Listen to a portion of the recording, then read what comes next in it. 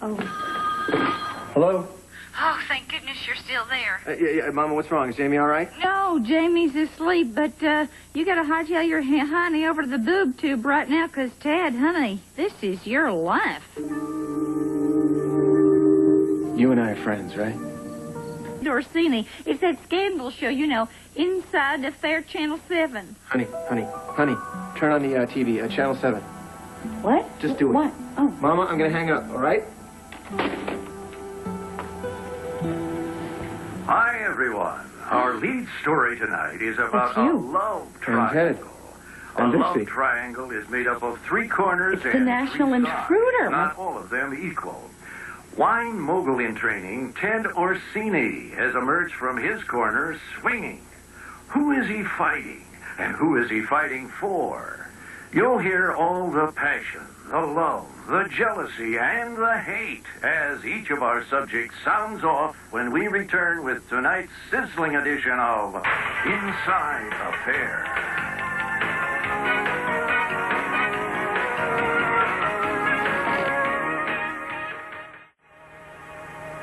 The players without a program, consider the confusion of this young woman. Ms. Dixie Cooney, Martin's ex-wife, currently seen being squired anywhere and everywhere by the ubiquitous Signor Orsini. What's ubiquitous The true mean? bone of contention between Martin and Orsini seems to center less on who gets the grapes than on who will sip Orsini champagne from Ms. Cooney's slipper. But don't take our word for it. Let the men mid-season replacement series. Oh, that's right. You're supposed to care about her. Then you turn around and do something like this. Well, let me tell you something, Cracker Jack. You didn't just drag me to the mud. You took Dixie along for the ride. Get her out of the company. The faster we can bury this, the faster we can get on with business as usual and get beyond the melodrama. She's not going anywhere. Why in God's name are you being so thick about this? Because I don't agree with you. Sorry. Dixie stays. Well, maybe you better think it over again. Dixie doesn't want to go anywhere. Get used to it. Or better yet, why don't you? Yeah, why don't you disappear for good this time? I gave you your name, your heritage, your past, your future. You didn't give me anything. You took it. Now I'm getting it back. Hey, let's get one thing straight from the start, all right? Nolo willed it to me. That means you don't get one damn thing till I give it to you. Now, I'm doing everything I can. I'm breaking my neck to be fair by you, and it seems to me all you want to do is destroy my company by screwing around with my ex-wife. You know, when you take a new wife, you don't get to keep the old one. I don't want to keep Dixie. Then you must not like your new one. Otherwise, why would you spend so much time worrying about who's in Dixie's bed? You and Dixie? Forget it. She's too smart and you're too dumb to know how to make it happen.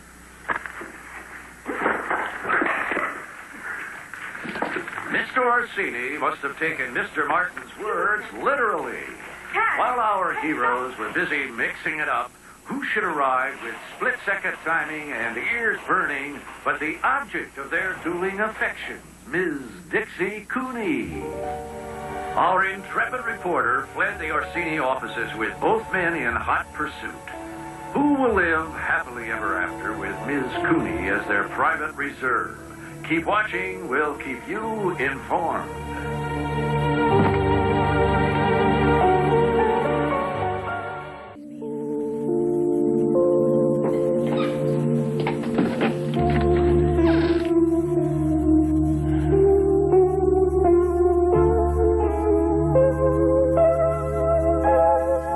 Swampland where they're claiming to build this place, and I didn't find Giles Westfall. I found Brooke.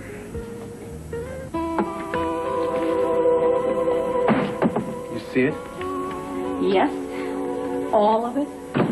Yes, thanks to Junior. He came running out and announcing that I was on television. I missed 1 or 2 minutes of it, however, while I got him upstairs and away from the TV. I'm sorry Junior saw any of it. So am I. It was on national television. That means the whole country thinks that we're not just fighting over the vineyards. They think we're killing each other over Dixie as well. I wonder who gave him that idea. Who do you think? You're the one who threatened me. You started it. You told me to keep Dixie out of it.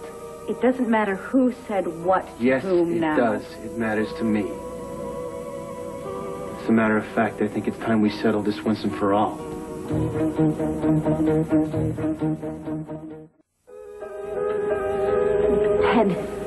None of us are happy about this. I don't like it any more than you do, all right? But we have to try and stay calm. Please? Listen, if you want to meet me in the back of some alley sometime and finish that little waltz we started in your office, then fine. But not here, not now, and not in front of them. Do you understand? I think all of us are against any kind of violence. And Dixie and Brooke share something very, very important in common. A love and respect for family. And that's exactly what's on the line here. Your family, the Orsini Vineyards, which your mother and father slaved all their lives to build. And the first thing Nola taught me was appearance is important. You know, the Orsini name used to stand for excellence. And the CEO and the founder's son beating the hell out of each other in their New York offices isn't exactly what she'd call a quality image. But it makes hot coffee. And Brooke should know she's an expert. It sells millions of papers because there are millions of greedy minds out there that are curious to find out. They want to know. Then television gets involved, the market gets even bigger because there's a huge audience out there that's just licking his chops for fresh scandal. And guess what, guys? We're it. The four of us. And it won't stop. It's just going to get worse unless we take action to correct the problem, and we do it now. Otherwise, the Orsini Vineyards is going to go right down the toilet. Bad publicity destroys public confidence. In a heartbeat. Think about it, Ted. Everything your mother stood for. I, for one, don't intend to stand by and watch it happen. And as always, you've got to call the shots. Well, somebody's got to take charge. Somebody's got to tell everybody what to do, how to act, who to be. No. Well, I forget it. I've had enough of it. Ted, just keep it down, okay? There could be reporters outside. Listen, I didn't come here to yell. I didn't come here to give orders. I just came here for the sake of damage control. Now, listen, a few weeks ago, if you were John Q. Public, you'd look at a bottle of Orsini Chardonnay, and you'd think, elegant, top drawer, top shelf, bottle of California wine. Tomorrow, you'll look at the same bottle of wine and you'll think backstabbing, sleazy sex scandal. It doesn't take a marketing genius to figure out what would happen. Listen to him. Thanks, but no thanks. You'll choose another bottle of wine. It's a simple concept. Don't you get it? I've had enough of this. Most of all, I've had enough of you. Get out. Come on, Ted, just wait. Just listen to him, all right? He's right.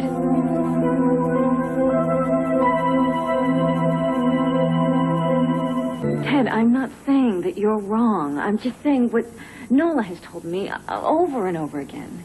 And that is, Ted knows what he's doing. He learned this business from the ground up. I do think that we should listen to him. For Nola's sake. Look, we're in a big mess here. We have to try and find some way to fix it. And look, nobody is assigning any blame. It's just that a very private issue became public. And unfortunately, the press considers it a hot story. Yeah, and unless we do something to unplug it soon, it's just going to get hotter. Which means that damage control is no longer an option, it's a necessity. And whether you like it or not, I can't do it on my own. You understand?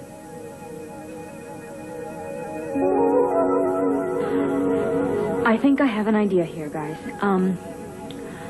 What if you and Ted, we got you in the same room with some sort of event or something where the press could see you shaking hands and getting along? What was that thing that you were telling me about? The barrel tastings. And what was that other thing called? View from the vineyards. Yeah, a view from the vineyards. Isn't that where you invite people to come and, like, test the latest thing that you're putting out on the market? What was that thing that they're showing in California? The 91 stuff. Right, okay, so we do something like that here. A view from the vineyards, East Coast style. It's not bad. Wine critics flock to those things like buzzards. As a matter of fact, if we're lucky, maybe we could get some coverage from the New York-based magazines. Could it work? A smile and a spread for the press. You could have them eating out of your hands in no time. It could work. It could really work. Matter of fact, it's pretty damn close to perfect. Thank you, Dixie. So what do you say, Ted? Think we can work together on this one? No way in hell.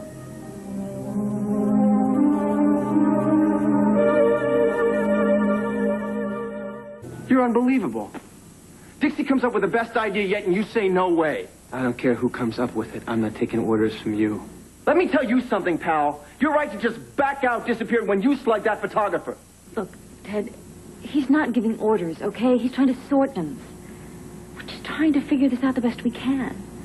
I don't believe it. You're begging this guy. Begging this guy? Dixie, it seems to me that if putting on a Broadway show at Radio City Music Hall is what it takes to shore up Orsini Vineyards, then the least he can do, considering everything he's done, is to strap on his tap shoes. Just go along with whatever it takes.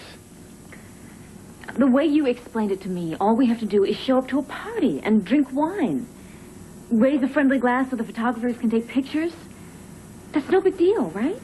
Come on, Ted. Is it really that difficult to strap on a tie and act civilized? Look, what if we make it easy for you? What if Dixie and I get together, we write some kind of script, you can memorize it, and we'll brief you beforehand. You won't have to make any decisions because you'll know exactly what to say. Hell, you and I can get together and practice grinning at each other and shaking hands with these big, stupid smiles on our faces. Come on, is that really so much to ask? Just showing up and doing something nice for your family business? Doing something decent for a change in Nola's memory? Can you at least act like a civilized human being for her sake? No. Get away from me. Ted! It's so sad. You know, I mean, he had terrible things happen to him in his childhood. He'd had a difficult life, but he frightens me. So what's your point? That we shouldn't tap dance with this guy unless he straps on a straitjacket? No. Is that it? You know, I think a public show of mutual respect would be wonderful. You know, as long as he can tap dance without falling into the orchestra pit and dragging you with him. I'm not sure we can count on him to do that. Are you? Why not? How hard can it be to show up at a cocktail party and smile like an idiot for a couple hours? It might be too tough for him to do. And it might make things even worse. Impossible. How could it possibly make things worse? I don't know. You put a ticking time bomb in front of the press and it goes off, the press would love it. But is it going to do you any good, or him, or the company? The worst part is that he's Nola's. He's Nola's son, the child she wanted to leave her life to. The child she lost. Responsible. Like, I can't just give up on Nola's son. I gotta keep trying. Lord knows that isn't easy. It keeps getting less easy every day. And I start thinking, well, is Nola's memory well served by letting things get this far out of hand? Putting the entire business at risk? The jobs of everybody that works for us on the line? No, it's a dilemma. Nola was the kind of person that other people would lay down their lives for. I know I would have. You loved her, and Ted would have loved her too. It's just a shame that he can't remember her. Ted is a Fruit Loop. Ted needs help. And he needs help that you or I or Dixie, we're not able to give him that kind of help. And Nola would agree. She would be the first one to say that if she were alive, but she's not. And we can't go on. We have to deal with what this man is doing to us now. I mean, we can't say, oh, well, if he had been around Nola, what he would have been. I don't know. I think that maybe we should let him go. Brooke, he doesn't show any sign of wanting to go anywhere. I know that. It's just, you know, I remember when you offered to bring him into the winery, and he said all he wanted was a lump sum, and then he was going to move on. If only. That was then. Well, maybe, you know, if we offered him the money now, he would go. Maybe we would be doing him a favor. You know, he could leave Ted Orsini behind and become Michael Williams again, or whoever. I mean, maybe it would be easier. He wouldn't have the burden of being a member of the Orsini family and all the stress that it causes. He might be happier. What do you think? I think you may have something there.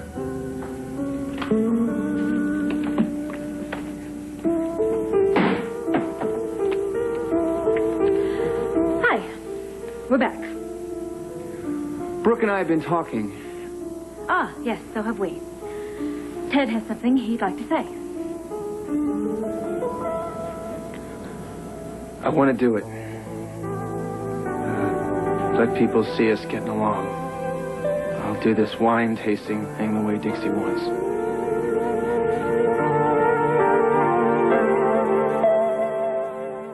You want to do it? I decided. You're sure? When I decide, I stand by it. He said he's sure. No. I just want to get this straight.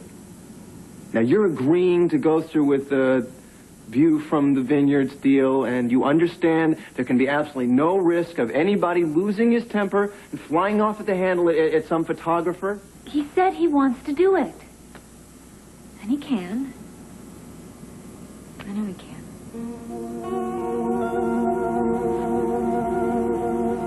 I want to do it. So, do we do it? Guess I'll call New York tomorrow and set it up.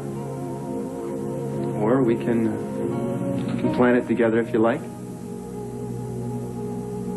Okay. Okay.